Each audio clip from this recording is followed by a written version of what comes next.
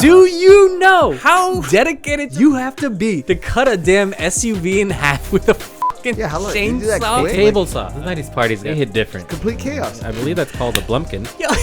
We had a Blumpkin cameo on Any Given Sunday. Out of nowhere. LL's spitting a drink in somebody's face. And it never really gets talked about. I watched that scene 3 times just to figure out what just happened, and I couldn't follow anything.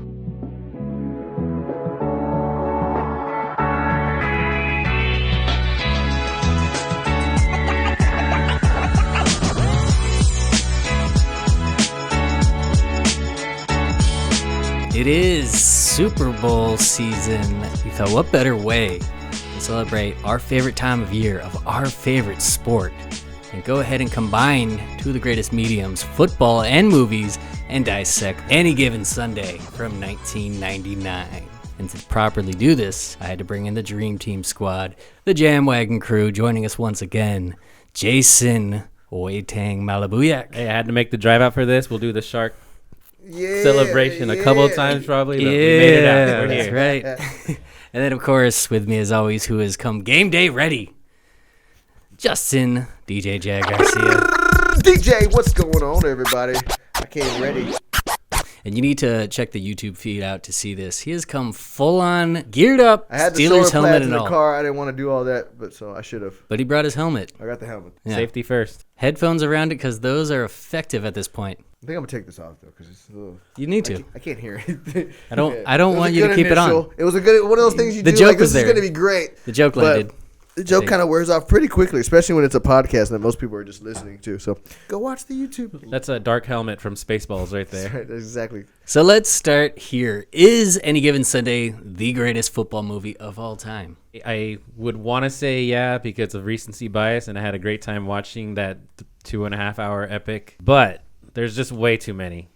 I mean, you're talking NFL, or we go college, we go high school. So, I mean, this isn't an NFL movie per se, but that's also one of the things that's always confused me about it. It's this other league that's undefined. It's not clear what. They mentioned that the Crosstown Dolphins are like doing this and that, which always confused me because it's like, okay, is this a spring league? The early version of like the XFL that was actually like a successful version? Like, what is this league? It's never really explained what the Pantheon Cup is, but I think the reason for it is just because They didn't want to pay the copyright rights. And the NFL. I don't think the that's to be honest. NFL. I don't think the NFL would have signed off on this at all. There's a lot of stuff going on in this movie that I don't think the NFL would have been like, yeah, let's put our name on that.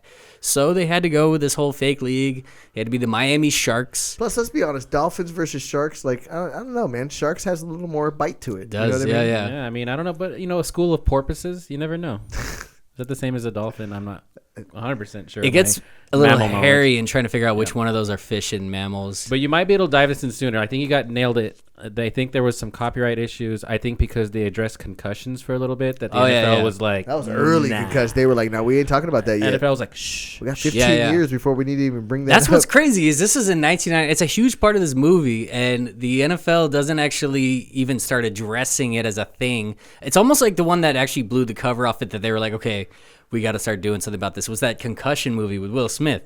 I think maybe it's because at that point social media existed, and now there's like a whole lot more noise, in the inner space about it that they actually have to actually respond to it. But yeah, this movie, it becomes a huge cornerstone of the movie, and we'll get into that. But that's definitely why I think the NFL didn't want anything. And so we're left with the Miami Sharks and, a whole host of other teams. The Saints And their logos. Saints with their logos were terrible, man. Some Okay. of the worst logos in the world. You had the shark, which was, I guess it was cool. It kind of wore on me after I started watching it. But then you got the Saints that have a full on they're with the Three Musketeers. All right, it was the Knights. All right, Knights. There you go. There's a shot where Coach Tony D'Amato is looking at the schedule, and it has the teams in the league listed. So I paused it and I wrote down the teams. So here are the teams in this. They never even said what the league was. Like, I don't even have. They never gave like 3 letters. Like, this is what this is. Like, true. Whatever that league is, this is the teams that I saw in it. So we got the Seattle Prospects. I don't really know what to do with that one. Not a big fan of that name. The LA Breakers. Kind of down with that. That's not terrible. I like that I'll one. fuck with that one. I think it could work. I'll rock a jersey. Texas Rattlers. I can see where I can see that where they came up with that and what. Not bad. Kind of feels like a lacrosse team to me for some reason. Like it definitely feels like a junior league of some kind of like a sport that's trying to make it work. We got the Minnesota Americans. That's the worst one. That has to be the fucking. I don't know what that is. That one's because doing. of the Mall of America is in Minnesota? Yeah, it's probably where they got that from. Imagine being named after a mall. After a country. Yeah. And you know what? This is actually before the Houston Texans were a thing, which I still stand by was a stupid name. But Americans is actually somehow worse. So like, you know what? We just represent our whole country. We're everybody's team. This includes South America, Central Yeah, America. you guys come on in, join the party. Guatemala, what's up? Canada, you can support. Too. Get out here. Houston Cattlemen. Yeah, It's better than Texans. Fucking I cattlemen. guess so. Yeah. I don't know. At Everyone's least kinda we know what looking- they're doing. The Washington Lumbermen.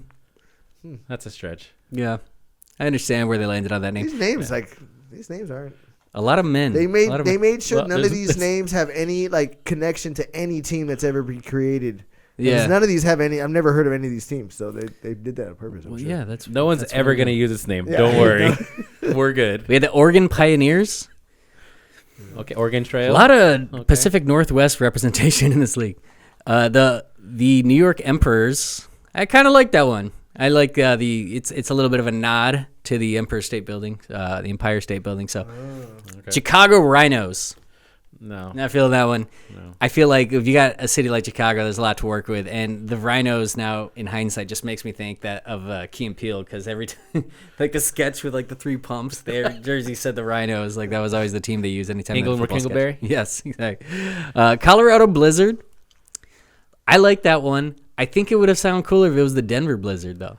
I don't know. It just rolls a little bit easier for me. The Dallas Knights. So this is actually a little confusing because on the schedule it says San Francisco Knights, but then at the end of the movie in the big game they play the Dallas Knights. So I don't know if it was just like they forgot what they put on the schedule or what. Point is, there's some Knights in the team, and they have the ugliest uniforms I've Those ever are seen. atrocious. Three dude. Musketeer uniforms. They basically, So bad. They basically could have went to medieval times and did a show prior to that, and then jumped on a football field and then from their uniforms. The Golden Knight wins. They're. Don't touchdown! Look at that shit. Yeah. I just feel like they're trying way too much with that. They have like the weird thing in the middle that's like a night cross. They literally like just looked at medieval times and they're like, let's turn it on a football uniform. And then on top of that, instead of having side to side helmet logos, they have front to back. Don't try to reinvent the wheel on the football uniform, guys. Is that what Just you did? That's so yeah, funny. they have like the eyeball that represents like the Illuminati. You know? Illuminati. Like that. Yeah. I don't know. I don't know what that has to do with knights at all, but yeah, I hated those uniforms. Okay, and then we had the Orlando Crushers. I like that one. Wisconsin Icemen, pretty good. Kansas Twisters, not bad. I don't know why Kansas has a. I Hey, guess yeah, they do. the whole roster on there, huh? Tornado Alley. Okay. And the Maine Androids. Main androids. Fuck did Maine get a team? First team they've ever had in anything. That's true. The worst uniforms are definitely the Knights, but then also that Crusaders team they play in the middle, blue and green, and they got, I don't know, that one was also pretty hideous. bad. So anyways, this movie famously directed by Oliver Stone, and immediately we just get hit with all the Oliver Stone-ness right away. The movie starts with a Vince Lombardi quote, okay? And then there's a lightning strike, followed by a close-up of like a man grabbing a football and then an eyeball. And then we're just off and running. We go right to the first play when Cap Rooney, played by Dennis Quaid. The Quaid. Not to be confused with his brother Randy Quaid No. of Independence Day fame and Cousin Eddie. Important distinction there. He looks like an NFL quarterback. Now- Really? You thought that? Yeah, he I thought totally. it was a bad. I don't know. Maybe it's because I've seen Dennis Quaid in so many movies that it's like he's not. I doing remember that. back at the time when I first saw this, I was like getting Brett Favre vibes from him. Like he kind of has that's a a good Brett call. Favre look to him, but he seems like he looks the part. He looks like a quarterback who's kind of like on his like last couple years and he's trying to hold it together, but he's been successful. I think he totally nailed it. And he does a great job sort of selling the concussion thing when he's kind of like seeing. And one of that, again, credit to Oliver Stone. He does a really good job of sort of getting you in the field of vision of what it would be like if you're one of those players dealing with the pressure of like all the intensity of the game. There's all these like crazy shaky zooms of like the crowd all of a sudden and closest of him grabbing the dirt. Definitely starts off high energy. Out the High gate. energy. Yeah, it lets you know exactly what this is like right away. Like Hits you in this the face. is gonna be a crazy football movie. We're Fucking- gonna get real as shit. Fucking Cap Rooney. Cap Rooney. Cap.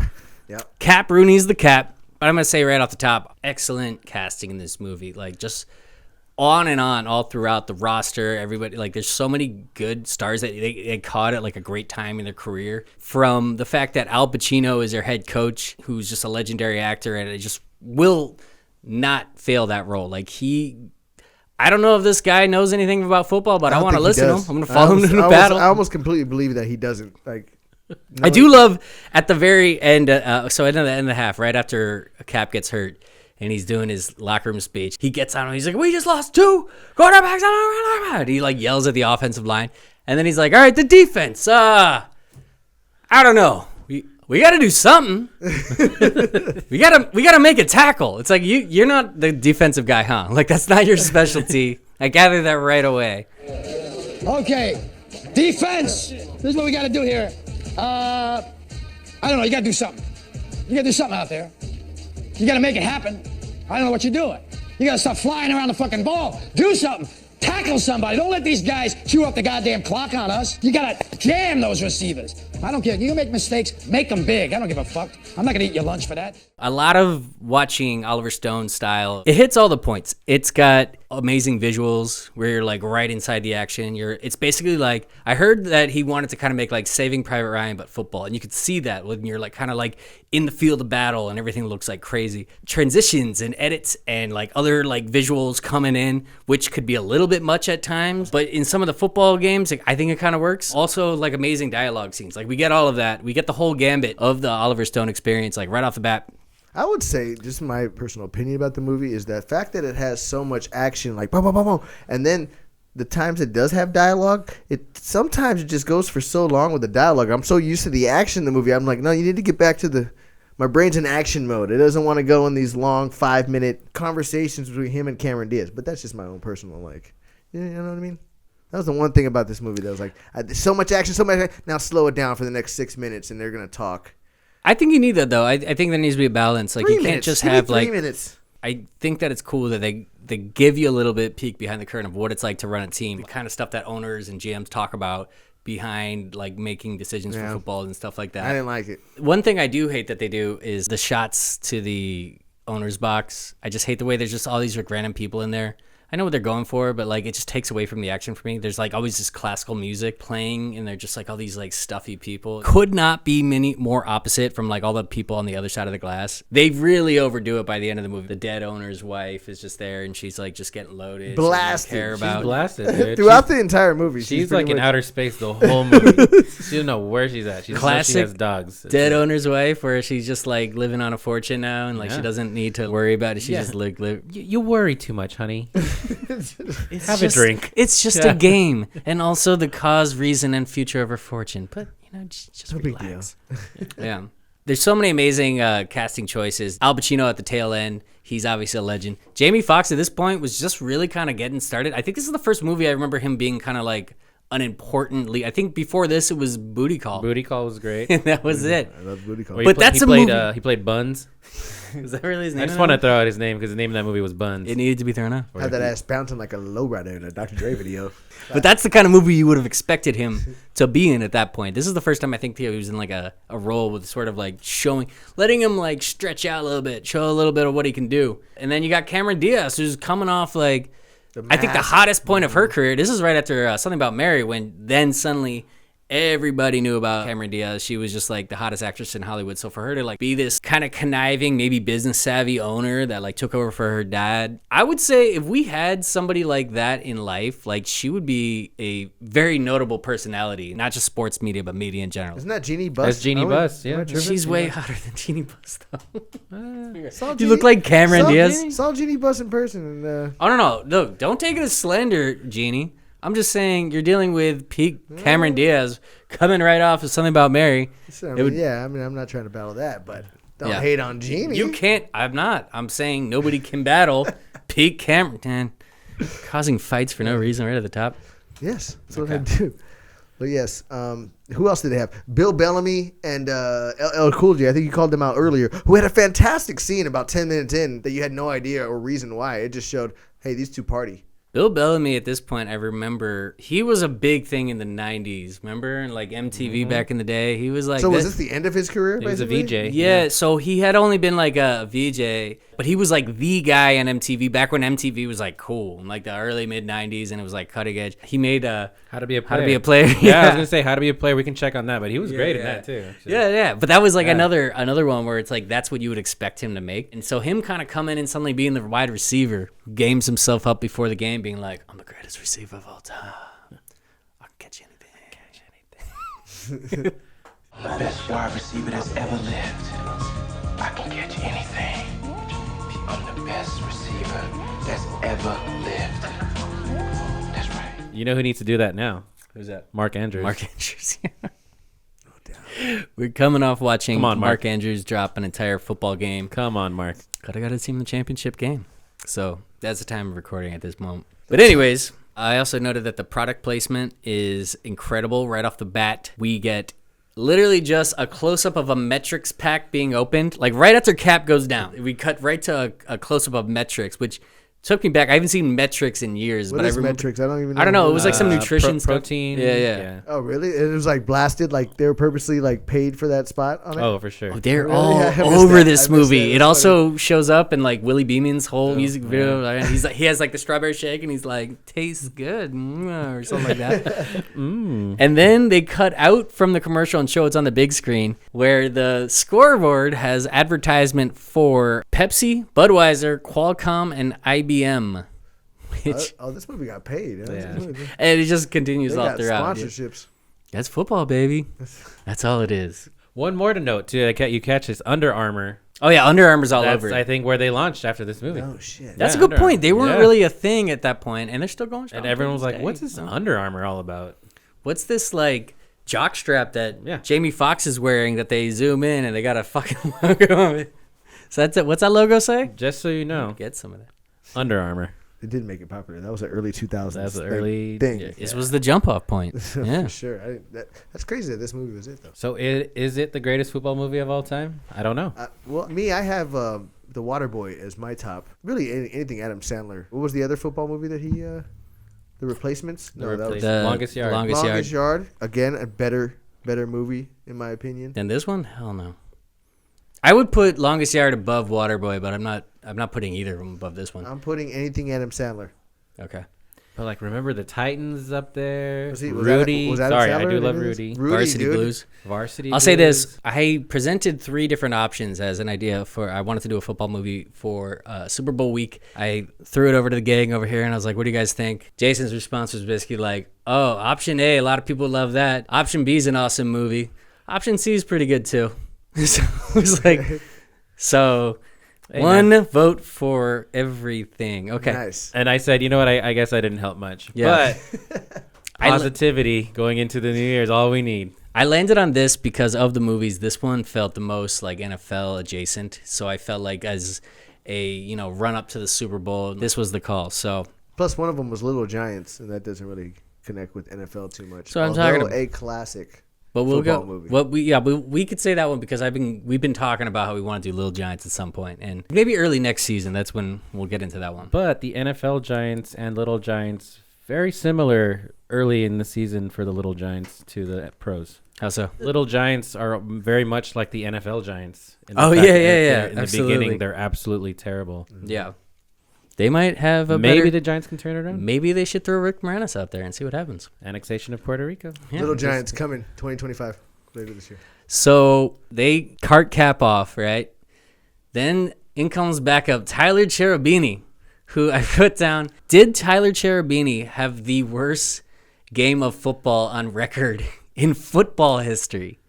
Because Cherubini comes in, he gets one play, the rush gets to him in about a second and a half. And takes him out. The cart with Cap on it has not even got to the locker room yet. And they're like, Cherubini's down. You got to roll it back out. And he's like, what the fuck? Dr. All right. Harvey. He's like, Dr. Harvey Mandrake. His backup quarterback, Tyler Cherubini, has not seen a lot of action recently. It's worse than that, Kev. Tyler Cherubini has not thrown for a first down all season. Fumble! Oh my gosh, touchdown, and the Americans go up 23-21. Man, oh man, did they nail him. And it doesn't look like Cherubini's getting up. Fuck! Any given Sunday, Kev, anything can happen. They need you back. Cherubini's down. Cherubini? What, he fell off the bench? He's like, Cap, can you walk the rest of the way to the locker room? I got to turn this thing back around because... And that's how we end up with Willie Beamen, who is sitting on the bench reading a fucking newspaper, eating seeds, like not even paying attention. The fact that he had a newspaper open. Dude, hat's crooked, offering his teammates like some sunflower seeds. You guys want some? You guys want some? All of a sudden, he's in the game. And I do feel like, as I mentioned earlier with that Stone direction, they do a really good job showing like what kind of chaotic energy it would be like to suddenly be in an NFL game or like a professional game where he's looking around and all these like linebackers are like coming to the line and they're looking at you and you're looking at the crowd and everything's just, they're like just yelling plays in your ear. You know, if you're not ready for that, it would be like, it'd be tense. It would be insane. With that said, there's one part that hits me early in the movie where Willie Beamen comes in. He just said he had the sunflower seeds and he was not paying attention whatsoever. So he clearly wasn't involved in that game or any previous games to that. So when they lose the game at the end of this first game, and the first thing he tells his coach is, "I'm just tired of losing, coach."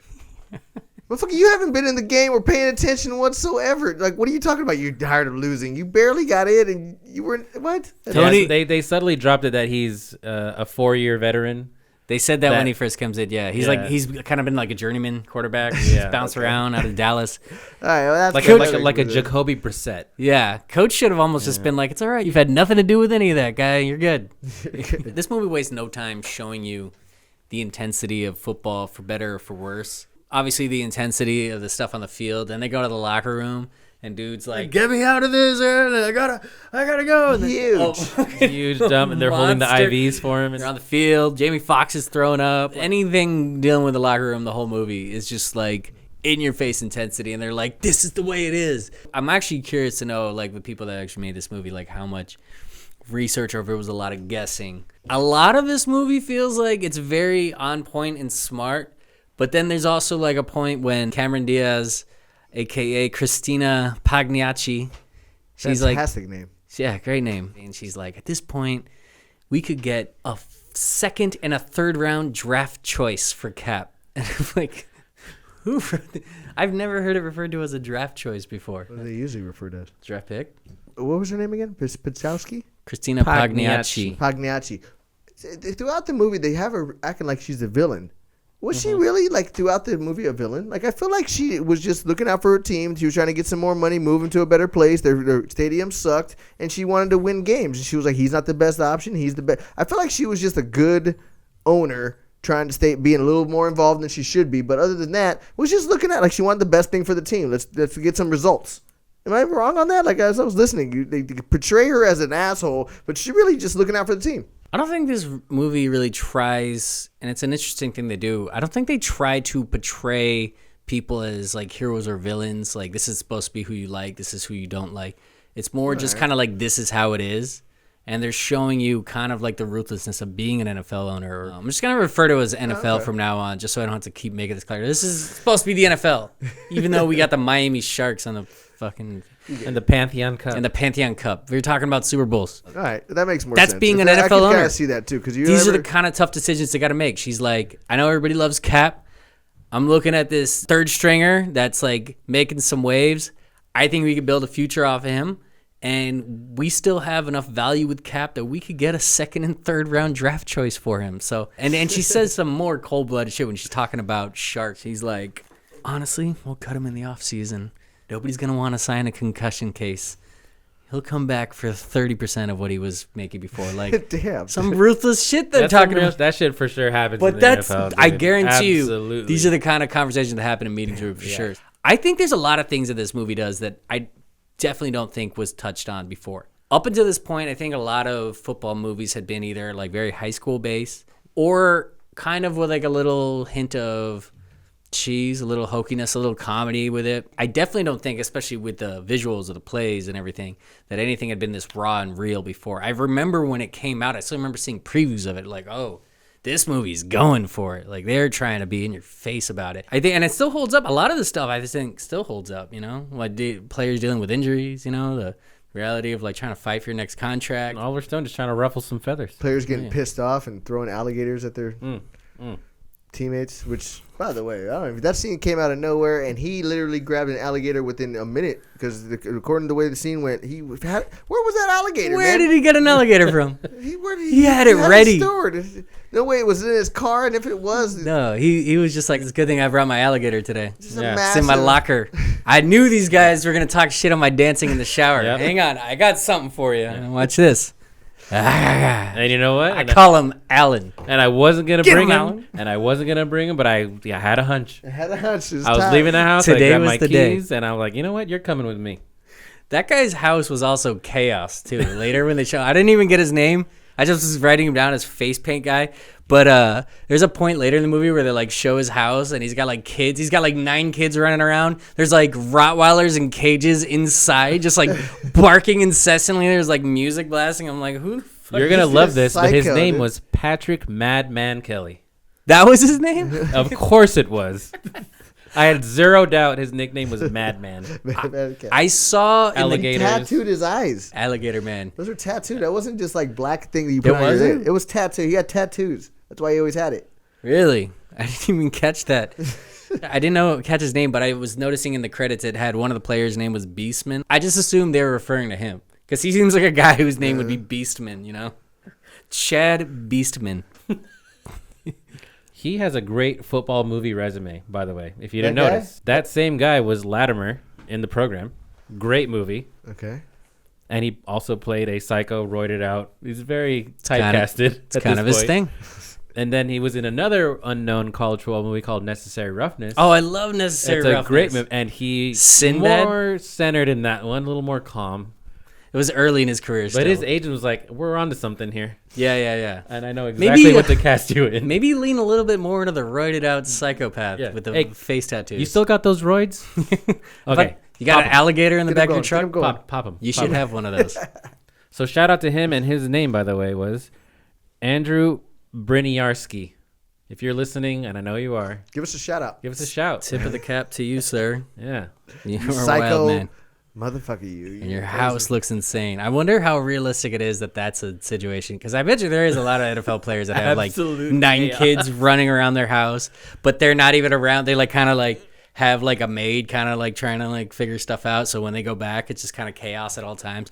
I don't know about the Rottweilers in like a cage. Like it looked like a kennel in his house. Like it was Doesn't he say something like, well, you shouldn't have gotten married or something? It's like, yeah.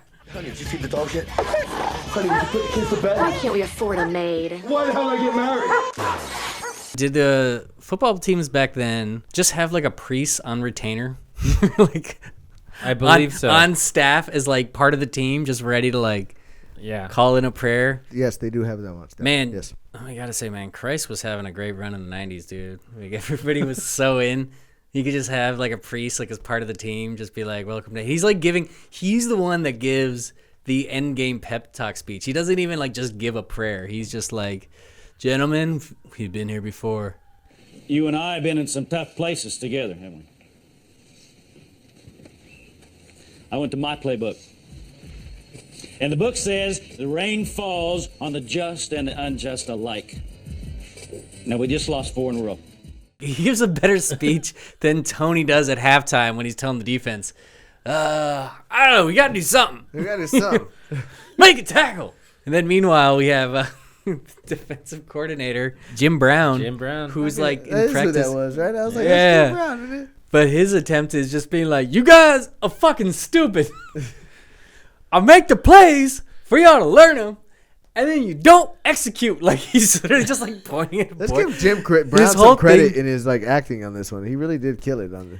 I think the fact that they have Jim Brown and Lawrence Taylor in this movie, like 2 of the greatest like football, but it could be argued that they're both the greatest at their position in the NFL. And when I'm talking about defense, goddammit, you're dumb enough. We made it simple enough. We made this shit real fucking simple. What I always love from a good sports movie of casting is like, I want to see some star power. They got that. I want to see some sort of up and coming roles, which was like what Jamie Foxx was, like give somebody a shot that, you know, we haven't really seen him play this. They got that. And I like seeing a little crossover from other entertainment values. Bring in some real football players. Bring in some music artists. We got LL Cool J playing the hot-headed running back, Julian Washington, J-Man. I agree. A good eclectic crew is what I like on a football team. I thought that Adam Sandler one kind of nailed that pretty good too. Longest Yard. I like the casting they did in this one. Yeah, this one star power. This one hits, I think, the dramatics of it better. So can we give credit to the Willie Beamen and his fantastic song? Like, as a kid, I used to be like, he's bragging. You don't want to get, because I don't know, my dad had this thing on me where it's like, you don't want to brag. You don't want to be a hot dog. You got to be, and I was like, okay. And then I got to hate on everybody. But now that I'm an adult, I'm like, motherfucker's killing it for 2 songs. They put him on blast now. He's making, I'm Willie Beamen. And then it's just a good beat to it. It's just smooth. I keep him screaming. I don't know, man. I listened to it and I was like, this is a good song. I might put this on my Spotify playlist. Get it on there. I guarantee there's full track of it. Jamie was already into making music at this point, so I'm sure he actually turned that into a full track. Come on. You know my name. Come on. My name is Willie. I keep the ladies creaming and all my fans got them screaming. You can defeat me. You're dreaming. I actually had that in the category, which we can go ahead and do now. I'm going to just bop in with some categories real quick if you guys want to like jump in with any ideas. Yeah, rapid fire. Let's get it. What is the most 1999 thing about this movie? This is a category a bit from the Rewatchables, my favorite podcast. Shout out to Bill Simmons. Football player making a rap video mid-season, like once he started to catch fire. I feel like that was something that happened a lot in the 90s. I especially think of like Deion Sanders. In like Deion Sanders' heydays, I definitely felt like that was the kind of thing he would do. I've seen some Deion Sanders videos and it's very similar to what you were seeing in that Willie Beamen one. Yeah, they had like the crazy Gumby gold and the sunglasses. Yeah, dude. he's just wearing a suit, but like the bright colored suit, but no shirt underneath. Shirt. Yeah, the Deion look. Most 99 thing for me that I noticed was the lack of any phones, right? Because this is pre-phones, pre-cells and everything. So everybody's at that party where he breaks the car in half and shit like that. Nobody's on their phones. And it's just something I realize a lot now because I pay attention to it for some reason. It's awkward. I'm like, everybody's on their phone. So whenever they're not, I'm like, nobody's on their phone. And amazing. Complete lack of social media presence. 0. So everybody was able to, that's why parties went a little harder. Living in the moment. A lot of this movie, like I said earlier, holds up if they did this now. I think a lot of it would be the same. But there would be much more a social media presence in the movie. That would be a big part of it. Julian, LL Cool J would be about his TikTok and his Instagram. Yeah. He's all worried about getting his stats. He would be like talking about like, I got to give my followers like a shout out post game. He would like have his phone up, They would have Cameron Diaz talking to the coach via text. And they would like, bloop, bloop, like there'd be some text conversations happening. Yeah. Okay, so that's a good call. I don't know, man. I took that completely wrong. The most 90s thing about it was what'd you say? I was thinking the most 90s thing about this movie was Elizabeth Berkley, aka Jesse Spano, getting naked again. Jesse Spano getting naked again, coming off the bench. That's like twice in like 4 years. Jesse Spano coming off the bench as your neighborhood hooker. Talk about being typecasted like the madman. I know. And a lot of people always talked about how Elizabeth Berkley like took a chance by like being in Showgirls, and they were very like, risque. It didn't really work. But yeah, and then she shows up in this one. And this one, she's not so much like a stripper. She's just sort of like the friendly call girl trying to get like close to Coach D'Amato and everything. Yeah, bold choice by her. But you know what? I keep wanting to call her Jesse Spano. Jesse Spano. That's why I was like, the most 90s thing is Jesse Spano getting naked again. In this movie. Twice in 4 years. So she was the trailblazer for Sydney Sweeney. Let's just put it out there. There you go. Here's my call for most 1998 thing about it. Trick Daddy CDs. Yeah. Coach D's all trying to get close to Jamie. What are you listening to? Willie, he's like, what do you listen to? And he's like the cool young guy. He's like, Trick Daddy. Got his shades on and shit. He's like, oh, yeah, I got some of that there. I know. No, but he had his headphones like and this. He's like, I'll make you a mixtape. Yeah. Sunglasses and he's on. like, oh, yeah, I'll make you a tape. And he's like, no, it's CDs, man. We listen to CDs now. Like, it's only this cool. What you listening to? Rap. Anyone I know? Trick Daddy? Yeah. You know it? Sure. You ever listen to jazz? You know, Coltrane, Monk, Miles Davis, Billie Holiday. I don't get into the old stuff much. Well, maybe I'll put together a tape for you. My favorites. CDs. CDs. Ah, yeah. Well, forget about it then. I think that's going to be the winner for me. Also, then on a more serious note, the team doctor not wanting to test for concussions. kind of a 1999 aspect of this movie, I think. Willie Beeman's yellow shirt when he goes to have dinner with Coach Tomato. That was a rash guard. Yeah, it was like made by body armor. It could not have been any tighter. As bright yellow as the man in the yellow hat. And it was tucked in. Yes. Felt like a very specific time frame in like 1999 when like that might have been Could a be thing. worn, yeah. Yeah. Also, Willie getting busted for taking a $300 suit to go to somebody's wedding, being the reason that everybody looked at him as like a troublemaker and broke the rules, you know, as like some booster helping him out. Like the rules used to be like so where we've gotten today, where like you got some guys in college with NIL making more money than the guy, like some of the lower end paid guys in the NFL. I definitely feel like we're inching closer to like us like tipping it too far the other way, where now they're gonna have to like bring it down, bring a hammer on that. But yeah, how many times did we see? Who was that player in Ohio State who got busted for getting like tattoos for free, and like he got like suspended for that?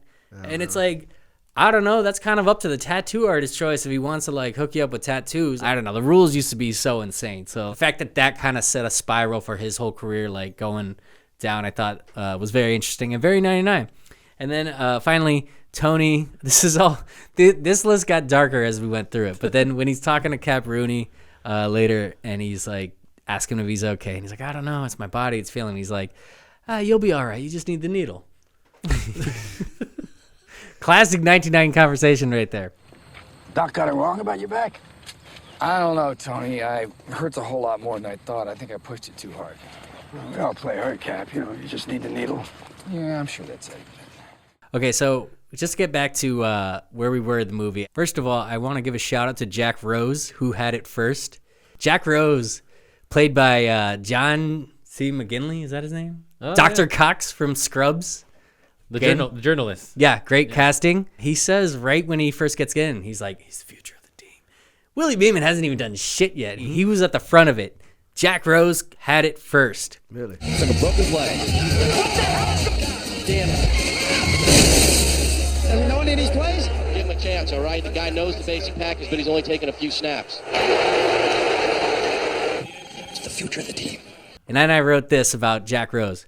Jack Rose walked so Skip Bayless could run. I do feel like he's somewhat invented the hot take business. Now, we had Jim Rome out there, so he was kind of doing that. Maybe this was a little bit of a Jim Rome ripoff. But in 1999, most of like sports on TV was like Sports Center, highlights. There was very little like talking head hot take game. I don't think until like PTAI started a few years later. And I remember when that show started, it was kind of like a new thing. Throughout this entire movie, Jack Rose just keeps popping up on the TV, shitting on Tony, shitting on the Sharks, shitting on the way the organizations run. And about as cool as Skip Bayless was when he's like talking to Willie and he's like, give me some skin. Give me some dap, bro. Yeah. He's like, nah. I'm cool in the love, cool bro. in the love. Your smack is so fresh. I mean, it's so on time and truthful. Give me a pound, dog. Come on, share the love. I'll pass on the love, dog. I feel like somewhere Skip Bayless was watching that, just taking notes. Like, Skipping his fucking shoes always give me. That's how you do it. All right. Jordans. He's like, see, I'm cool. Get out of here, dude. With his big ass chains and shit. Speaking of Christina Pagniacci earlier, do you think that the whole owners like kind of trying to be underhanded and move the team to LA thing is a slight pull out of the playbook from Major League with the owner? The owner's wife. Which, by the way, that wasn't that the owner's wife, the mom in the movie. Yeah. What? The one that was Major League's owner, the blonde lady. That was his wife, the showgirl. Yeah, that was the drunk in this movie. No way. Am I tripping on that? Isn't that the same people? No, they're not. Her name is Anne Margaret. Sure. I know Not that. the same. Oh, I doubt They're it. very. Yeah, I see where you're going for. They're cut from the same cloth. Yeah, that's her a couple years later. Absolutely. They're 10 very years later. A lot of similarities, but no, No? different. All right, well, that would have been a cool connection Yeah, that to would- make right there. On the fly. Again, just people Rachel getting typecasted. Phelps, Margaret Whitten. I thought I found something there. Christina Pagniacci is a notch above Rachel Phelps, in my opinion, because she still has the team's interest. She wants the team to win. She just wants it to be like maybe located and where it's going to make her more money. Both are very okay going into the locker rooms, though. Oh, very much, they're yeah. Both that's part of their goal is the. Which, by the way, in this movie, a lot of male ass all over the place. A lot of unnecessary male ass, man. All the whole team, before they play a flag football game, decides to moon the ladies before they say hike. And it's like, what is going on? Why is there so much? Yeah, like that's like a false start, right? Like that's you can't pull that play off after that. You can't pull that. That's cheating. That's a definite before social media time. Like if you saw, imagine like there was a clip of like the entire Miami Dolphins like just mooning, showing their ass before they. Yeah. You could get away with it in '99. A little different now. And then Oliver Stone is like, you know what? I didn't like that take. Let's take another take on that. They did multiple takes. I promise you. They're like, we did this 4 times already. But then there's also just like needless gratuitous nudity. At one point, when they're just kind of doing like a montage of like stuff through the season, they just have a shot of 4 guys like taking a piss at the urinal. They all have the Sharks towels, and then suddenly they all just are like standing there naked for no reason. Naked. Yeah. What? Did they all like choreograph? Like, all right, we're gonna lose the towels in 3, 2, 1. Oh my God, we're doing it, guys. We're doing it.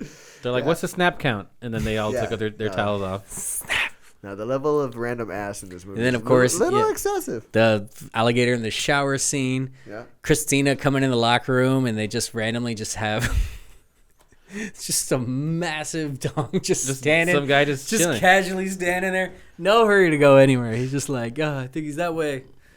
That way, coach. Yeah, he's right over there. To all his friends, all the girls, like, hey, I was in this movie. You guys should check it out. I don't want to put any kind of Google search to try to figure out who that guy was, but I do wonder if that was the peak of his career right here. Like, and also, probably, I can almost guarantee what the casting call was to find who that guy was. I didn't even. If that guy was in another part of the movie, I didn't notice. So then we get to a point finally when Willie starts turning it on, right? Finding his invisible juice, which, by the way, was my fantasy team name this year. As you guys are in my league. Willie Beamen, Invisible Juice. When you're out there, is the raw fear in the belly? Is the raw terror? Terror. No, I don't feel none of that. It's like they ain't even gonna touch me. They're not gonna feel me. They're not even gonna smell me. I don't care if it's the T-Rex or the Terminator out there chasing me. I got this invisible juice, and once I turn it on, I'm gone. Oh, is that where you got that from? Yeah. I knew you wouldn't understand. No, man. You don't understand most things. I was thinking of Michael's secret stuff from Space Jam. Well, it's sort of pretty close. Yeah, it's in the same vein, I'd say. The game where he starts taking off, though, very Lamar Jackson-esque, the way he like kind of like evades tackles. And I think in '99, that was very cutting edge. You didn't see a lot of that. You think about like Michael Vick was like, I think a couple of years later than this. I mean, Randall Cunningham was kind of close. Randall Cunningham was like the only one that we had that was kind of like this. Wasn't Steve Young like that? He was pretty elusive. Elway ran when he had to. I don't think we're thinking like playground ball quarterbacks. Also, like not white, right? That too. Yeah, that's to his point. Well, speaking of LA, we get that play where Willie does that flip into the end zone. It's very Elway-esque, that Super Bowl game against, was it the Packers? And he kind of makes a run and he gets hit and he helicopters into the air. They basically bit that exact play, which was really cool. They did it really well, and I appreciate it. Except for the fact that they bring it back in the last game of the movie when Cap Rooney does it. It's basically done twice. They did a double? They've done it twice, yeah. Both times it's executed really well. And it looks like they got him, Cat.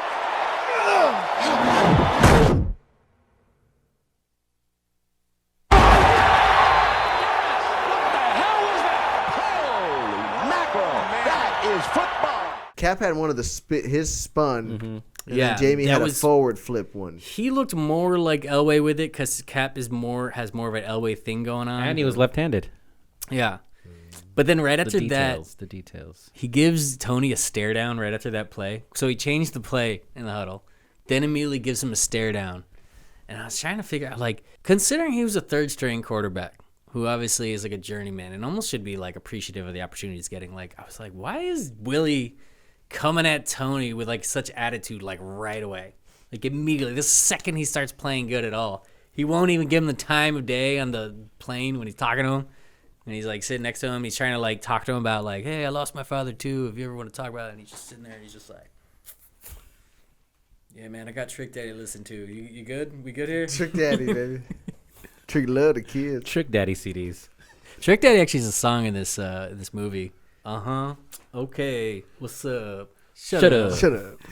The soundtrack of this movie is fucking lights out, by the way. That one song that comes in perfectly when it's like there's a thrown pass, and it's like, you're going to keep on losing me. Bill Withers. And taking using me around. it. It's like I don't know why. It's such a I calm asked you song guys. with I asked you guys to name your best track. I'm certain Justin didn't do it. That was it. I just said it. Okay, good. And kiss my ass. I just What came up was with it. yours? How you gonna call me out? What Wait, was how you gonna yours? call me out for saying I bet he didn't do it? And I literally 4 seconds prior had just come up with a fucking track that was fantastic. The craziest thing is I had the exact same song. Dude. The only thing though, it made no sense in that scene. No, it for didn't. me. It was like almost like why? Is It's this like an song being played, but R&B, it like fit. a smooth, and then they're like in the playoffs. I'm like, nah, man, I want something to like pump me up right now. Well, they did do a '90s track later. It was like they did one of those. Like I forget which one. It wasn't that one, but it was one of those. Though, right? Am I tripping? It's a great song. That's what I'm saying. So if they But play later, it, I'm saying it's later in the movie they did it, like Yeah. the higher energy, right? But it was just 90s like, song. all right, it's a good song, but I don't know. I mean, they're trying to win this game right now. Fucking You pick up the energy. yeah, Here. let's pick it up, guys. What are we doing over here? You guys want to know something crazy? That was my favorite song. There it That's is. Bill, shout out to Bill Withers if you're watching. Shout out to spot, Bill man. Withers. I did not think I would have that across the board on you guys, but They snuck that one in. That's why. I thought it was cool because another like Oliver Stone technique is putting music in a place where it doesn't seem like it belongs, but it kind of works. That's the first drive when Cap finally comes back in the big game. It kind of works because they're showing the engine's running good. The machine is moving. We're making plays. We're getting first downs. And the fact that they take out the sound effects as the game's happening, so you're kind of just watching it. They're cutting to Willie on the sideline, and he's like, he's reacting. Now he's all into it. For some reason, it just works on that play. If you wrote down on paper, in the big game, we're going to play Bill Withers. I wish I knew what that song was called. Use Me. Use Me? Yeah. You'd be like, no, that Because doesn't Tony work. was using Cap. Oh, okay. Is that what we're going for? Maybe, yeah. There you go. Or was Cap using the game of football to feel something in life? And then Cap's wife was using him to stay in the limelight. Just everyone fucking using be each other. A lot of using going on in this game. Christina Pagniacci is using all of them to try to get herself the opportunity to move the team to LA. Yeah. Madman using alligators in the showers. Hence why that was the song. Yeah. Of the thing, even though it was, again, as Castle stated, fantastic soundtrack throughout the entire thing. There's just nonstop jams, but that one just stood out, and it really kind of connected with that part, even though it shouldn't have. So, yeah. Did you ever hear of Jamie Foxx and LL Cool J? They got in a fight during that race scene. I have heard that. Yeah. Yeah, pretty sure LL Cool J probably beat his ass. Like, So I actually sent this to Castle because I was just doing a deep dive on YouTube, and Bill Bellamy has a video. You guys can search it up. And he gives all the details on the fight, and he had the trailer in between them two. Yeah, he did say LL Cool J beat his ass. Oh yeah, for sure. And then you say Jamie probably admitted, like, yeah. I mean, what am I gonna do against him? Like, LL, have you seen those? He beat my ass. Yeah. But then I guess Jim Brown came in and was like, "Nah, you guys got to do this for the movie. You guys got to squash it." And Bill Bellamy the whole time just in the middle, like, "What the fuck is going on right Jim now?" Brown. Team leader for all time, man. LL went through a crazy body transformation right around this time because, like, you look at like early LL in like the 80s, he was like a skinny little kid, you know. And then all of a sudden he shows up in this movie, he's yoked, and then from then on, that point on, he never to lost this it. day, like, still LL is just jacked all the time. He looks like he could be an NFL player. Both of them talking about the recollection of the fight, and they both were like kind of saying the other guy kind of started it. You know what I mean? Like it was. And then they just kind of reacted to it. But it does seem that the story is that LL caught him with a good... Which one of them hit him first? So it was something along the lines of, like, they were acting and they got into it, and LL gives him, like, a shove or something to the helmet. And Jamie's, like, looks around like, this motherfucker actually just hit me right now? So he kind of tells him, like, hey, don't put your hands on me. I think LL probably thought it was just all part of the act. So yeah. They reshoot. He does it again. At that point, I think Jamie swung first, but then LL was like, I got you, bro. The way, I mean, if you're gonna hit me first, I'm gonna hit you back. I'm about to get you headstrong. The way, nice. So the way Jamie tells it, they're having a scripted argument for the movie, and that LL, because there was already tension, was almost like reacting to it in person, like he was actually talking that shit to him, Like, so he was getting mad for what Jamie was saying to him, reading the script that they were given. So, yeah. Anyways, but yeah. One thing I want to touch on with Willie Beamen, though, this whole pop culture storm that then he goes on. Suddenly everybody's like, yo, this new kid's got some juice. Look at him go. All of a sudden, he's on the cover of ESPN, Sports Illustrated. He's making a damn music video. Yep. He's getting interviewed by Jack Rose, where he's wearing his like shiny like button-up shirt, and he's just talking all the like most cockiest mess you've ever heard. Because I'm Willie Beamen. This all happens within like a 2-week span. So here's my question. Would this happen in real life if a quarterback just suddenly like dominated for like 2 weeks? Do you think that suddenly there'd be that much wave of momentum for when maybe, wins man. 2 games? I mean, maybe, but he'd have to take that fire that second, going into that third week, he'd have to really go hard. And then because you would get a lot of attention, everybody would get into it. I mean, possibly. He could turn into like a viral sensation and possibly at that point. But then it would burn off pretty quickly, right? Because he lost the next game. Just as quick, yeah. In that rainy game. Gotta keep winning. It was a crazy, dark, rainy game. Why were there no lights during the that Monsoon Bowl? Yeah. That's how. And they wear black. It's like, I don't see, where's the ball? I could barely see in that scene in general. You know what? But like to this day, it would happen. Think like Tommy DeVito for the Giants. Right. And then he had his agent that looked like Inspector Gadget. And then, like, everyone was doing the Italian hand because he was like, yeah, it's like a Linsanity moment where it just takes, especially now with social media and everything. Yes, it would happen for sure. So, absolutely. And then it would die out because they realized Tommy DeVito fucking sucks. I agree. I think I had him on my fantasy team for a week. What a stupid choice. Roll the dice. You got to roll the dice sometimes, right? I was like, hey. You got to be like, hey. You just wanted to do this. Sevens, yeah. Castle immediately told me, he was like, that's a stupid choice. That was a bad pickup. Stupid pickup. I was really like, no, dumb. he's good. He's good. No, it was a dumb pickup. He's shit. I read the same. I'm like, I think they overdo it a little bit, which you almost kind of have to with a movie to like really like drive home the point. But I don't think it's that far off. I think that like in football, especially where it's like all the action happens in a week, and then we have a week to talk about it. Every year, 2 back-to-back over weeks. and over again, we see whatever team like had a dominant win on like Monday Night Football all week. People are like, I think they had a shot to take it all this year. Like they're the new favorites. Like it just changes week to week. Whoever's the hot story. I think the thing that maybe overdid it for me was like him being on the cover of every magazine, because like it takes a while to get those printed back in the day. I don't know that they would have had him on the cover of Sports Illustrated immediately with like 2 wins in a row. But listen, my Steelers were like that this season. Okay, 10-3. Tomlin was coach of the year. Steelers were going, and they were like, this is the most complete team. And then they lost what, like 5 in a row? It's straight. We look like absolute shit after 10-3. I was like, what? It just went down, and that's Steelers as the last decade for you. That's the Steelers. That's my Steelers. Week to week though, it just changes so much, and who takes the headlines, and who's hot, who's not. Yeah, and just taking the L. So in the for first sure, round. and he played 3 games because he lost the first one, but he got helicoptered in. So everybody's like, "Who's this guy?" And then he won the next 2 without question. Man, he's gonna be a star. Everybody's gonna be like, "No, they got something going over here." Yeah. Willie Beamen seems to be seeming. And then, I don't know. Steaming Willie Beamen. Big market too, Miami. Yeah. Yeah. But then that also takes me to the scene where he goes over to Coach Tony D'Amato's house. And I feel like this is one of the better scenes in the movie, but where Oliver Stone's direction just gets turned up a notch. Like there's a few times when Oliver Stone is just like, clear out the lane, I'm going to do some crazy shit with this. They got like the Ben-Hur clips just like seamed in and out. And this last time watching it more than ever, it was really like distracting because I was like really trying to follow the dialogue. I'm like, this is actually a really good conversation between like the veteran coach who's like been through it and like knows what he's talking about, but is maybe a little bit too tied to the history of the game versus the new up and coming kid who just thinks that his style wins, and everybody that's like pictures on the wall, like those people don't matter. And like it was a very interesting contrast where you're hearing both them come at each other. Probably at that point, I'd say Jamie Foxx's best acting scene ever. And the whole time we're just being like, but here's Ben-Hur. Oh, there's a guy getting trampled by a stampede. Ah, there's a lion. Lightning. He's trying so hard to be like if you wanted to, just try a little bit, just being a little artistic, over the top with it. But that is a really good scene. Looks like Cap is going to make it back in time for the playoffs. What? Almost on him.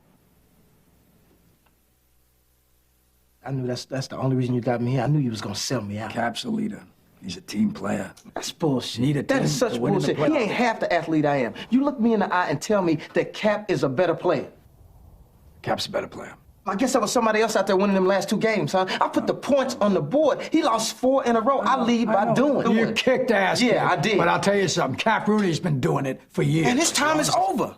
And yours is too, unless you start taking some risk and start playing this game the way it's played today. It is not about the pitches and trophies on the I wall no lived more. this game for 3 decades, kid. I know football. Now, those men on the wall... They wanted to win. Just like you do. You can feed the press and the fans that whole sacrifice and glory of the game crap. You do it well. But I've been there. I've seen a long line of coaches just like you, all the way from college with that same old bullshit halftime speech. Bullshit? Yes. Is that what you Yes, it's you bullshit. say You know anything when you know want. it's bullshit? Because it's about the money.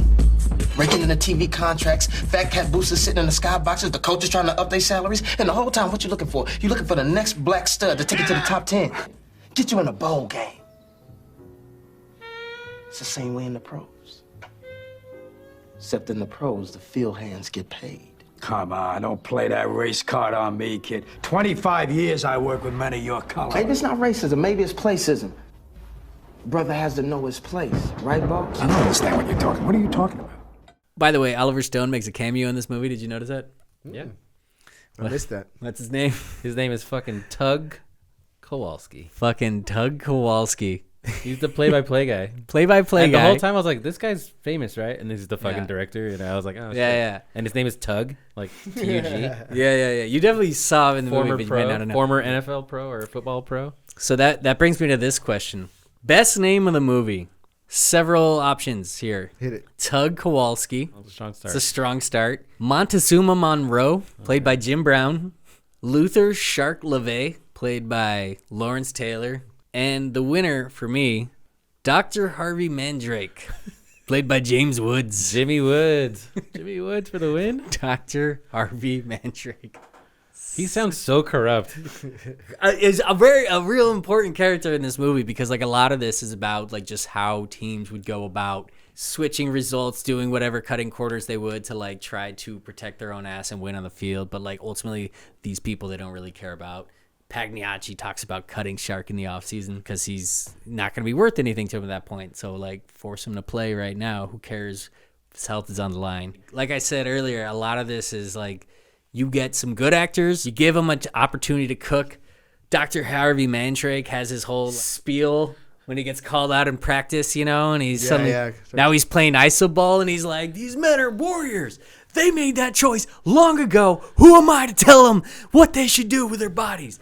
Oh, and now you're going to play innocent, huh? You know what? Fuck your innocence. Then what about Bayer? What about Nielstrom and Manzicki? Logan and Krause? All these years, you have been can't have this discussion with you. You don't want to hear the answer, Get Tony? out of Don't here. ask the question. And you fucking snitch. Did you ever think about Shark putting food on the table or his kids going to college? You lied to him. You didn't give him a choice. You've got to give him a choice. It's a doctor's ethics. Yeah, since when? The Hippocratic Oath. That's Hippocratic Oath. You mean the one that starts, do no harm? With all due respect, doctor, I didn't have to ask him because I knew the answer. Who am I to tell these men they cannot live their dream? They will not live with shame like you. They are gladiators. They are warriors. And long ago, they made that choice.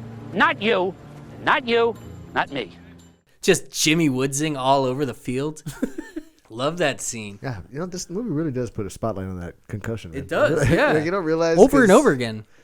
Because again, it wasn't talked about NFL, but yeah, this thing was like, hey, you guys, these fools are fucked up. You guys are all fucked these guys are fucked. They're slamming their head against each other. They're throwing no flags. No flags, especially back then. I don't even think they threw one flag. I didn't see a flag in the movie except for on that last like game-winning catch that That's like true. called it back. Greatest receiver of all time. I can catch anything.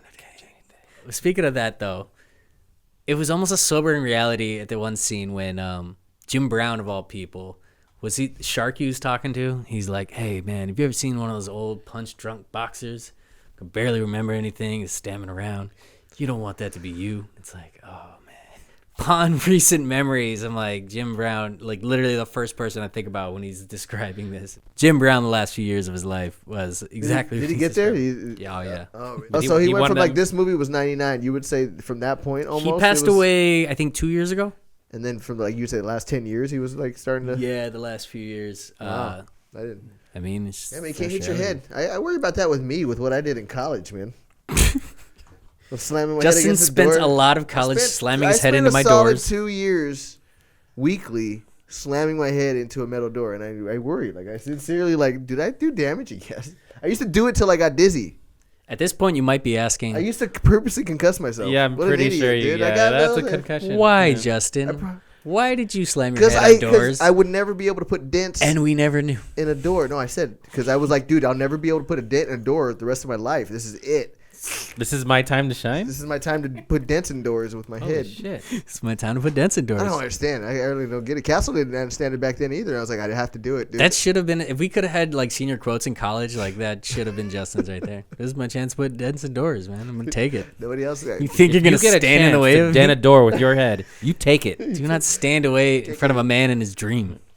Dang, Harvey Mandrake quote right there. Harvey Mandrake. Why is that the greatest doctor name in the history? It sounds like what like Joey Tribbiani's character would have been on The Young and the Restless or whatever. Dr. Drake Ramore. Yeah, exactly. Neurosurgeon. It's right in that same realm. The Drake throws it in there for you. Mandrake, Drake Ramore. Who do you think? Nice Drakes. A lot of Mandrake. Anytime it starts with man, it makes me think of like Dorothy Mantooth, Wes Mantooth, from Anchorman. Dorothy Mantooth is a saint. You understand me? Dorothy Mantooth is a saint. Hey, what do you think has better parties scenes? This movie or Ballers?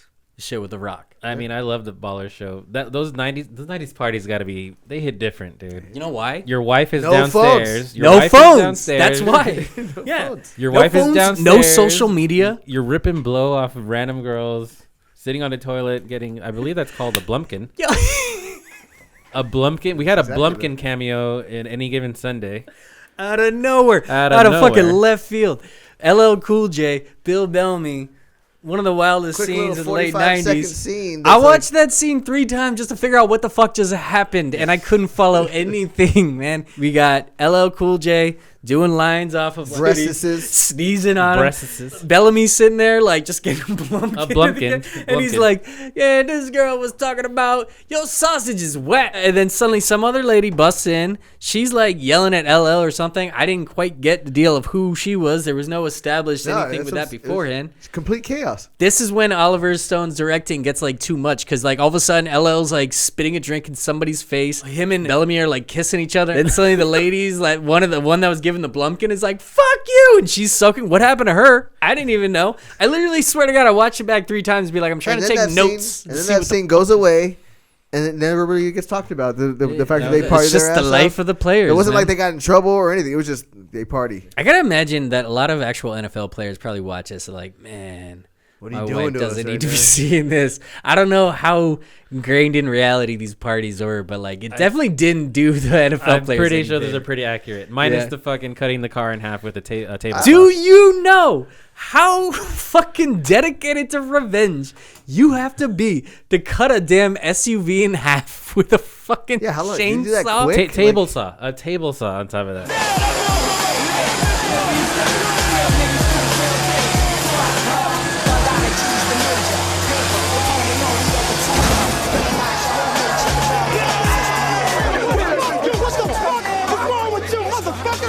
Football, opposite defense. You have one about the other. Respect will be paid. Somebody call this fucking cab. Get the fuck out of my house. Honestly, you don't talk shit about somebody in their house. Like I agree. Hold that up. Willie had it coming, man. He shows up to Shark's party. Shark Shark greets him don't- warmly. He's like, gives him the bed, "Hey, don't man." come in it, He's but, like, you I know. got BJ's upstairs, man. Just don't get anything on my wife's sheets. Comes back on Wednesday.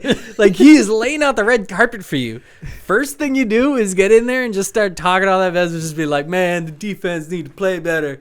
And LL offers Warns him, yeah. He lets him. He gives him like, all right, hey, you don't want to talk about him like that in your house. And he's like, man, what about you? All you care about is your stats. And he's like, all right, man, it's on. You don't know what this man Shark is capable of, but you're about to find out. Defense, we just step up. Yeah, whoa. Lay off the D, man. Shark, hear you saying that shit, he'll kick your ass. Man, like I give a fuck. I'm trying to win some games. I ain't trying to kiss no overrated loser's ass. Say what you care about anyway. You playing for yourself? What you talking about, Like everybody else on the Man, you team. gotta earn the right to diss somebody on this team, man. Team? Call us a team? All I see is a whole bunch of Superfly brothers running around here, living in a white man's world. Tells him what's up in the hot tub. 5 seconds later, dude is chainsawing his SUV in half. And he was ready to go with it. He had the goggles on and everything. He was like, this is not his first car chainsaw and halving. He was efficient. He was done it quick. He did that in like 5 minutes. You have to. It was like a man putting on an ice sculpture. Everybody was just like, woo! You would think they were taking pictures with their phones, but they weren't. They were just enjoying the moment of this man destroying a car in half. They're like, he's doing it again. He's doing it again. Watch out. There's another one. Oh, shit. Shark's at it again? Yeah. Hey. Oh, he's coming in. I love these parties. Shark's got a chainsaw. Everybody come and watch. I got some popcorn. Hey, somebody go tell Willie what he's doing so he can come out here and take a look too. He'll see. He'll find out. He'll hear it. He'll hear the uproarious crowd that's cheering on a chainsaw, and he'll make his way out. Talk about a great way to actually get revenge. Like, guys talking shit in your head, like, okay, what? You could beat his ass, make a whole scene for it, or you can make it fun for everybody. Let him get the message deeper. Don't hurt your team quarterback. You know what I mean? He's still healthy. He's still ready to go. Gets the message. I don't think there's a better way you can call it. You know what I mean? Like, you know he's going to feel this one. That's leadership. That's leadership, man. Right there. Shark, true team leader. Defensive captain. Luther Shark LeVay, a true legend. I've heard it many times, but, I mean, we haven't brought it up because it's known. But absolutely one of the most legendary scenes from a inspirational point of view with Al Pacino at the end with his 4-minute spiel. The speech. The speech, man. The speech. We've heard it many because Castle put it in one of our college videos that we. I didn't put that in there. Somebody else made that. Oh, was that? I think Sean O'Donnell made that one. Okay. All right. Well, either way, somebody in our fraternity. Sorry to put that on. But yeah, what's up, Sean? It was a big one. We all get all hype on it and stuff. But yeah, that scene is inspirational. I made a video a couple of years ago about the top 5 speeches in movies, and it was number 1 with a bullet for me. Absolutely the best speech. It's just, you know why? Because it's not too ham-fisted. It's not trying to be in your face about inspiration. It just gets there. It's got one of the greatest actors of our generation just cooking, just doing his thing, laying it out at his own pace. The music in the background just kind of works. It's got that mellow guitar in the background, carrying it enough to where you're like, okay, well, this is something I'm supposed to listen to. He starts off by talking about super personal shit. It's almost like, all right, I'm going to call myself out. I pushed away everybody that's ever loved me. I don't have any money anymore, so I'm down low. You guys are all I have. And let me tell you about what I've learned as I've gotten older, because I'm speaking from experience. And I'm not trying to be better than you because I just threw myself in the dirt. It's a good way to start an inspirational speech. Throw yourself into the hell first and then be like, this is how I got out of it. You want to get through to somebody, come at them from like, I'm not being holier than thou, okay? Look, I'm not a perfect person. Yep. I've done a lot of things wrong in my life. But you know what I have done on all that time? I've learned a lot. And what I can pass on to you is how to be a true leader. A lot of this movie is a lot about being a man. On any given Sunday, you win some, you lose some, but can you win like a man?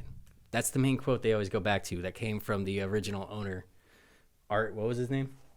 Pagniacci. Yeah, Art Pagniacci. So then he starts like building him up, and after 4 weeks of Willie being the ultimate self-righteous diva, he turns a corner in an instant. One Coach Tony D'Amato speech, and then watching one half of football with Cap taking the reins back over. Realistic or effective? I mean, both. Yeah, I mean, if you're locked in and you have a coach that's talking to you like that you've been with for some of those guys probably their whole career, and you respect the guy and just speaking from truth, speaking from the heart, being vulnerable, yeah, dude. You find out life's this game of inches.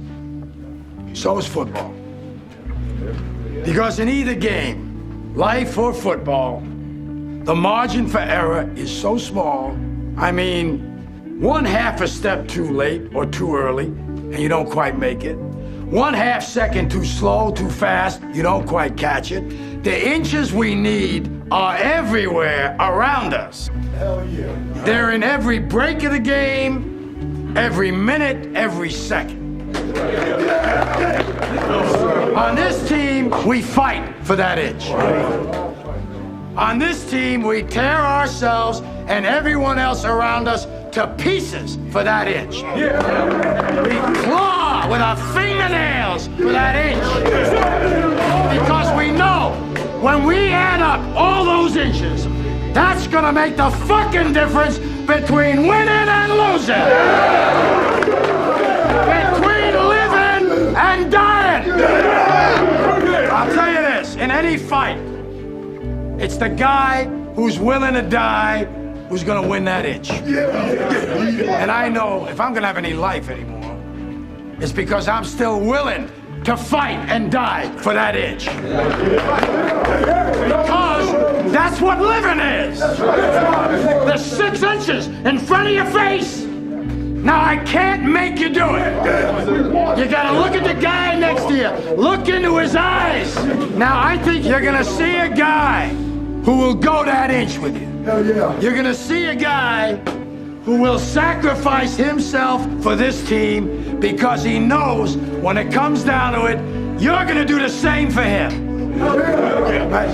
That's a team, gentlemen. Hell yeah. That speech gets me hyped to this day. It makes me just want to take a field. I'm like, fuck, I wish I had a rec league to dominate right now. Wish I had a game today. It's a very unique thing to be able to do that, too. To be able to inspire through words and not go over the top and be almost excessive, like, oh, he's going too much, or go under and not give enough energy. It's a very fine line of specific vocabulary you have to hit in a certain cadence to really kind of hone it in. And I don't think I've been a part of a good somebody doing that for me, like, ever. None of my coaches. Maybe in fraternity when we used to get hyped before, but other than that, none of my coaches sucked. I think fraternity-wise, we hyped up. We hyped each other. I had a lot of coaches, too, and none of them hyped me up like that. Yeah, right? No, I was always like, shut up, bro. I know more than you.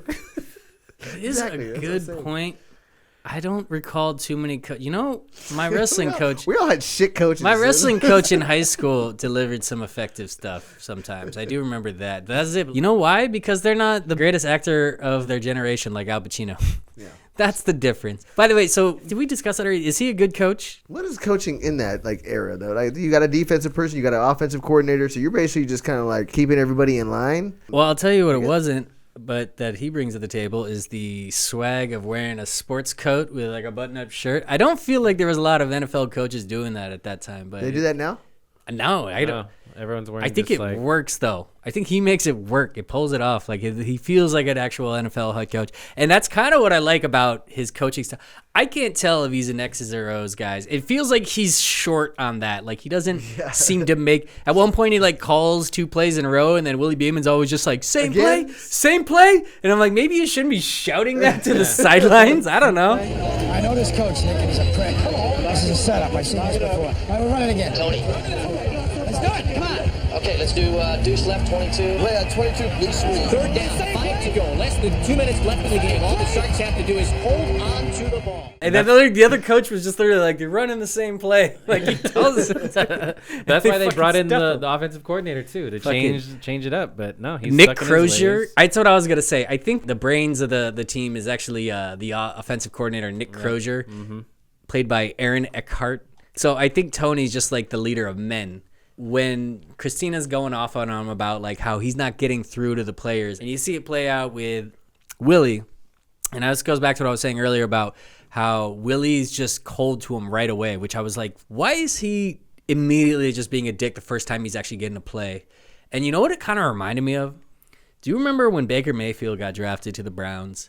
Who was their coach at the time? The one that coached them for the winless season? Hugh Jackson? I don't remember. Yep, that's him. Hugh Jackson. You gotta put that picture up on this so they can see what we're looking at right now. Are you smiling, Hugh Jackson? He came about coaching Baker in his own way to where he was like, I want to work him in slowly. I think they had Tyrod Taylor, and they're like, Tyrod's the starter. There's not a quarterback competition because, nowadays a lot of times when a quarterback gets drafted number 1 overall, like a lot of people might expect him to start right away. Got to throw him in. But he was like, no, we're going to work him in. I'm going to bring him up under. We have this other guy that could start pretty good. Not realizing that ruined his relationship with Baker right from the start. He just was openly disrespectful to him, and he was letting him know he didn't like that guy. He didn't care for him. And I feel like it all started from just not embracing him as you're the star of my team. Even though he all knew that was going to be the star, but the fact that he was trying to bring him in slowly, and Baker was like, I'm ready to go now. So maybe Willie's coming at it from this guy saw me as a 3rd stringer. You hear a little bit of that come out when they're arguing. He's like, man, you didn't say nothing but 2 words, but you're like, oh, you gonna go run out to the knee side. He's head left, and your mom's gonna be ringing the door. You're back in the hood. Yeah, you're back in the hood. I'm like, hey, coach, what are you doing? So that's kind of what it comes out a little bit. But also at the time when he says that, Willie's rattled, man. He needs to like have it simplified to him. In that first game, Willie doesn't. He's like all over the place. Shit, you ain't said 2 words to me.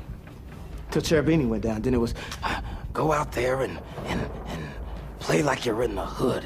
And you're throwing the ball and your mama's ringing the dinner bell. All you do is talk at me, man. So I'm gonna stay who I am, steaming Willie Beamen. Something that a lot of the coaches don't recognize is like having that initial belief in a player sticks with them, whether or not they're starting or not.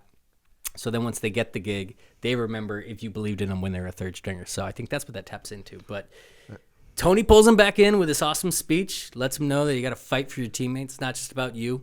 I once had a coach that I didn't play all season. It was the last game, and we were up by 20 with like 4 minutes left. And I was like, this is my chance. He's going to throw me in. And he didn't put me in. This would explain you trying to dent doors. You guys wonder why I'm this crazy Puerto Rican sometimes, where I have this outburst? Yeah, it's just because he fucking coaches, man. Billy, fuck you. A lot of the coaches that we had, though, it was not even like their primary job. No, I mean, Coach Billy did. He was a travel coach, and they fuck you. I'm upset for you. I had shitty coaches. I did too. I recall having a lot of, I don't want to say run-ins, but just like coaches where by the end of the season I was just like, man, I'm over this guy. And then they could sense that I'm over him. That's something that happens on every level. You see it in the NFL all the time. How many times these like receivers are just like, man, I don't give a fuck. They're sitting on the sidelines. Reading books and shit. Reading books. Fucking. Well, yeah, so I was just bringing it around to a shitty coach that didn't give him the chance. Mm-hmm. Like Willie Beamen. I feel his pain with that shit. But he gets inspired. And you know what? They do some good direction on the scene where you can kind of have a long shot on Willie. He's getting through to him finally. Sometimes like a player like that, all it takes is like to have like kind of one good conversation, one good speech. And then on top of that, he accepts Cap for what he is and what he can teach him with his experience. He talks about that at the end of the game. So let's talk about that final game real quick. High-scoring game. Can I just jump in real quick? Because that speech, obviously, we're talking about is, iconic and use a lot of sound clips. A lot of players reference that speech all the time. I think the only problem I have after that is they fucking give up a 100-yard kickoff return to open the game. And I'm like, that whole speech just fucking went out the window because he's trying to fucking inspire you guys to fight for that inch. And special teams is like, nah, fuck it. Fucking 103-yard return. And then he's like, no, wait, no, it's all right. We got it. Like, no. The whole speech, bro? Dude, after the most inspirational speech on record, the team literally gives off an opening kickoff or a touchdown. I'm watching that. I was like, wait a second. I was like transformed, like engulfed in that speech. And then I'm like, nah. Special teams. People forget that. It gets often slept on that speech actually did not work in the short term whatsoever. Think big picture. Might have worked against him. Big picture. Yeah. But you know what he says, though, that I always appreciate because it's something that I've said to myself. It always sticks with me. He's like, nobody ever said we're going to win on a shutout. Let's go. And then because there's been so many times where I've been like watching a Niners game and then like the other team just throws a bomb like right off the gate and I'm just like, nobody ever said we're going to win on a shutout. Let's do it. Hey, we got to throw one right back, Like we got a game to play. Yeah, it didn't seem like it bothered him. He was like, it's okay. That happens. It's like, we'll move on here. It's kind of the thing I actually like about him as a coach in this movie is just his reaction to shit. He always just has like a cool kind of response when he's like, they're warming up and he's, Willie, I don't want you to pad the ball like that. He's like, oh, come on, man. You know I'm the man. He's like, you're the man. I repeat, I don't want you patting the ball. You want a cool, tight spiral. And don't pat the ball. It's tight as frog ass cheeks, coach. You know I'm the man. You're the man. I repeat. Don't pat the ball. They can see it. And then, all right, Rock, why don't you go ahead and take a seat? And he's like, oh, man, I keep going. He's like, we all know you got the balls, Rock. Take a seat. Okay, Cap. Sit down. I'm fine. I know you got the balls. We all know that. Come on, just get some rest. Let's go. He just always has like a quick response that's like cool, but like he gets his message across, like keeping it together. He's being a good coach. I don't know if he's good with the X's and O's stuff. That's Nick Crozier's part. The people part.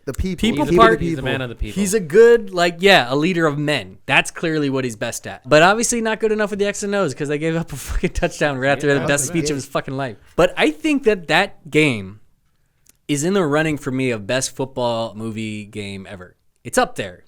I would at least put it in the top 3. There's a lot of back and forth, but at the same time, they never lose you on it. There's a lot of cool scenes. All of a sudden, fucking T.O.'s in the house, catching a long touchdown. Hello. Where did he come from? Was that the only scene that Terrell Owens was in the whole movie? Did you guys see that? Wait, I totally missed You that missed Terrell that? Owens was in the movie. Terrell Owens is on the Sharks. He catches like the first touchdown they get of the game. It's like a long touchdown bomb, and his name is Owens. No shit. Yeah.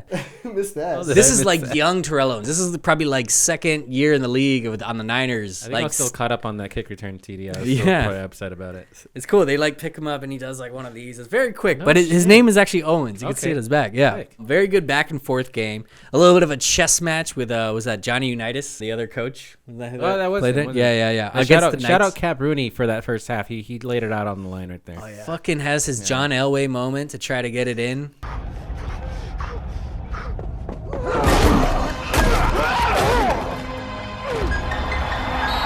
That is the meaning in one sentence of Captain Jack Rooney. He will not take no for an answer. And I think that considering that this movie wrote itself in a corner with the two quarterbacks, like who do you go with?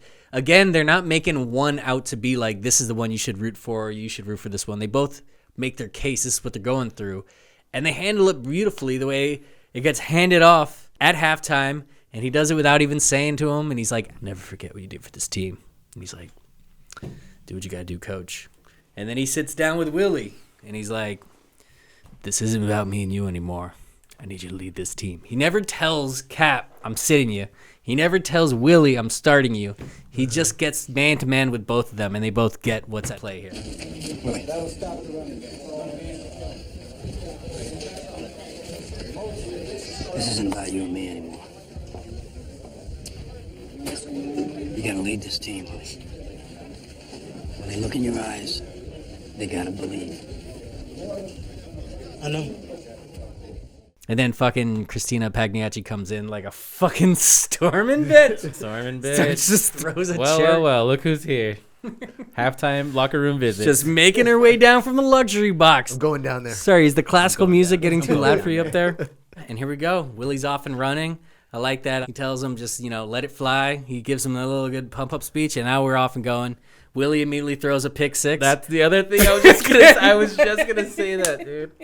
He's like, I don't care. I don't want you to think. I want you to let it fly. And then I'm like, yeah. And then fucking pick six. I'm like, you guys are just not listening. Again, maybe his coaching isn't effective for on-field play. Or initially. It takes time to develop. Yeah, big picture here. We're thinking big picture. Let it rip. Then, of course, this game also features one of the most chaotic scenes in football that just proves that Oliver Stone can throw so much at you at once when he wants it to. I already know what you're going to say right now. So all of a sudden, a guy in the field gets his fucking eyeball poked out. While that's happening, they're like showing close-ups of crowds, player reaction, coach reactions. Look what's happened. There's suddenly a fight in the stands they go to. They're like showing cheerleaders. They got them like scooping up an eyeball. Then they're cutting to Barry Switzer and Tug Kowalski, and they're just like, random. He got an eye injury. I don't know. It looks like he had damage to his eye. And then we're back to playing. Like, they're literally like just throwing shit, light speed every second to be like, there's a lot going on right now. I don't know. The eyeball is just laying on the field for like a good minute and a half. It's just chilling there. Yeah. And I looked it up. Has that ever happened in a professional football game? No. Okay. There's been eye injuries, but I'm like, no one's really like lost an eye. Like just completely fell out. How your finger has to go in the eye and pull yank out. Yeah, it would be a lot. Stone was just in his bag on that one. He's like, what's the craziest shit like that could make happen? Yeah, you've heard this too, probably. Like when they're like all together and there's eye poking and grabbing and sure. But to like full on little ice cream scooper. Take a lot to get it. That eyeball was out there and clean then too. like the the attachments or the was ligaments. Off too? It was like this long. Oh damn! It was. They took and off yeah, exactly what you're saying. I'm like, what the fuck just happened right now? How did that happen? It's almost like Oliver was just in his bag in that one. He was just like, hey, I know, I got a good eye guy in effects. Let's use. I got a guy who can make a dope looking eyeball. You think we can make a scene where there's an eyeball on the field? I owe him. I couldn't use it in my last film. You guys mind? It'll work. Oh, it'll play. It is cool. We'll cut to like 3 different fights at the same time. There's like 4 different fight scenes in that last game. There's the one where the guy with the construction helmet just like bashes the guy in the head. Yeah, I saw that. It's almost like they filmed a few, like, all right, we're gonna, and then they just in the last game they're like, fuck, we forgot to use these the whole movie. Just throw them all, get them all in there. There's like so many different fight scenes. We get to a point then, the Sharks need to stop, right? It was a one-score game. It was a crucial down. Shark's got his deal where he asked for 2 shots before he's like, I think I could get one more of those shots, Doc. Please. Come on. Please. I'll be your best friend. Come on, please. How about another shot, Doc? You don't need it. Doesn't make any sense. Medically. Give a shit about medical, Doc. Do some of that cortisone shit. Please. At the moment before, you know what it actually reminded me of, as much as I hate to say it? When the Niners and the Ravens played in the Super Bowl, the Niners were right there. They were on 1st and goal on about the 9. So I'm a huge Niners fan. This is me repping my Christian McCaffrey going through his Willie Beamen phase shirt right here. Super Bowl's on the line right there. And I remember seeing films footage where Ray Lewis there, and they're just like, this is it right here. This is where we hold them. And I'm like, that's got to be one of the most kind of badass moments for like a defensive lineman. And that's kind of what they built up in that moment. Like, we can turn him around right here if we stop him on this play. Shark makes the hit, maybe dies for a second.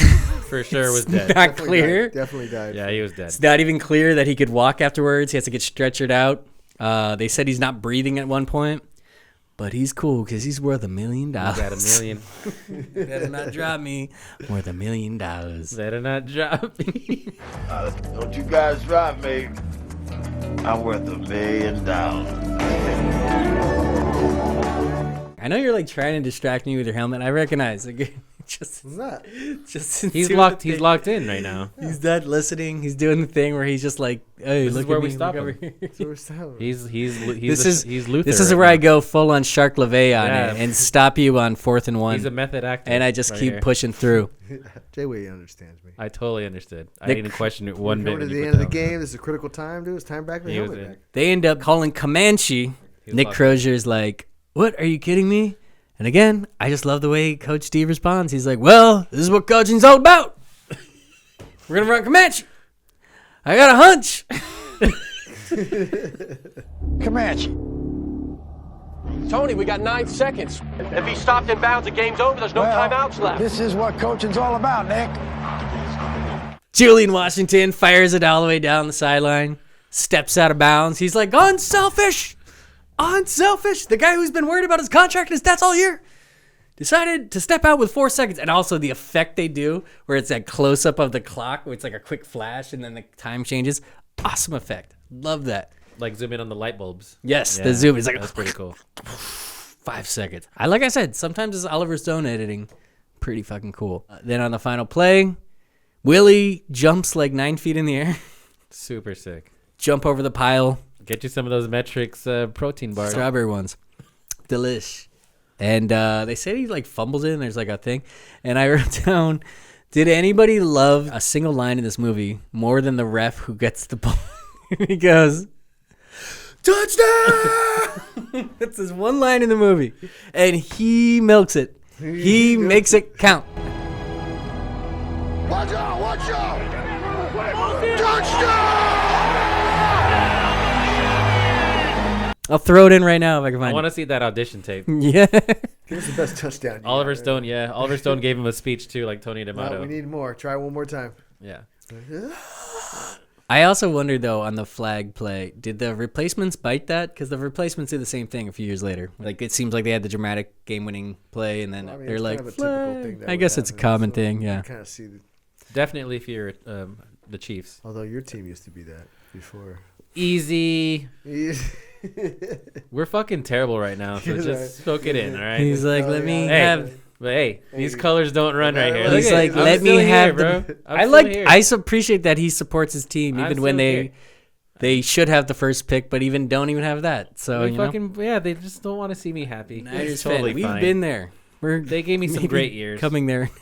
Oh, yeah, the guy rips off a gorilla mask in the final 4 seconds. In the final 4 seconds, we got another... That was so rant, dude. The whole, like...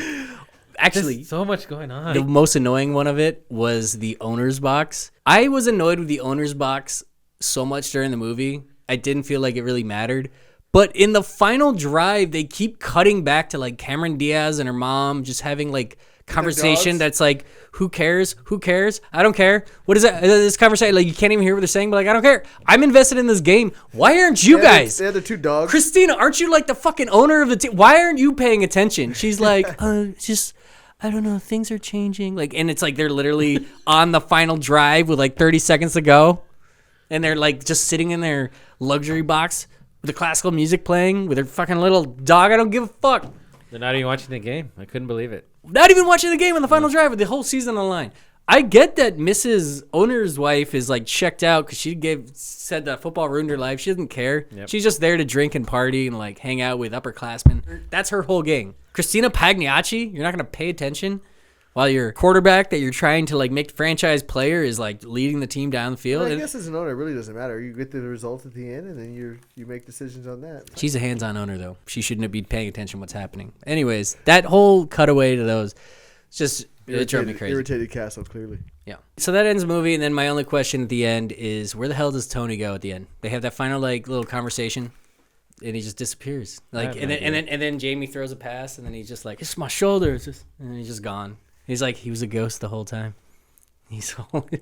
Tony D'Amato was in your mind the whole. He went to go see Jesse Spano. Maybe he's like my call girl said Mandy. That was her name, right? Mandy. Yeah. And then how the hell did Tony sign Willie Beamen just from out another nose at the end? New Mexico. The New Mexico. That's another team. The Albuquerque Aztecs. Yeah. Was there tampering? Yeah. It's a different time. And like literally, it seems like he's giving their farewell speech, and he's like, "Oh, by the way, I'm going to coach that new expansion team, and I just signed Willie Beamen." And when he first says it, Christina doesn't have enough of a reaction. It kind of like comes later. I'm like, your man's kind of hosing you down over here. Then she has to act like she cares. I'm like, no, we saw you in the Super Bowl or the Pantheon Cup. You were talking to your mom about like dog biscuits and coffee. Like, we don't give a fuck at this point. Yeah, I thought you would point this out that they did lose to San Francisco in the next round. Your San team. Francisco. Which, did I mention this earlier? There was the San Francisco Knights on the schedule. Yeah. But then there were the Dallas Knights at the end. So was it spelled the same way, or was it like Knights like the evenings? Yeah, like nighttime. That would be dope if there was a Knights in the league evenings. and a Knights San Francisco evenings. I like that. All games are at night for sure. It has to be. You can't do any like 10 a.m. games. So yeah, there it is. On any given Sunday. Oh yeah, wait. I forgot to ask you guys if you had a best quote, just because I had one. Nope. So I got a couple quotes. So obviously, anything that you want to pick from Tony's speech. I like when Shark before the game, the doctor's like, "How are the headaches?" And he's like, "Fonzie started doing that shit." How are the headaches? Fonzie started doing that shit. And then my favorite quote, at one point, Jamie Foxx, he just says, "I'm a righteous motherfucker." Right deuce, dog, 90 smoke on 3. Jimmy, you're 1. Ice, you're 2. Champagne, you clear out. J-Man, check the flat. Yeah, on 3. Yo, Willie, don't force it in there if you don't got it, baby. I got that, baby. I'm a righteous motherfucker on 3. Ready?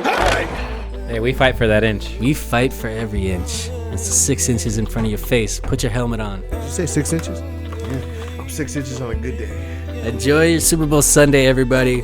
Just remember, on any given Sunday, we a righteous motherfucker.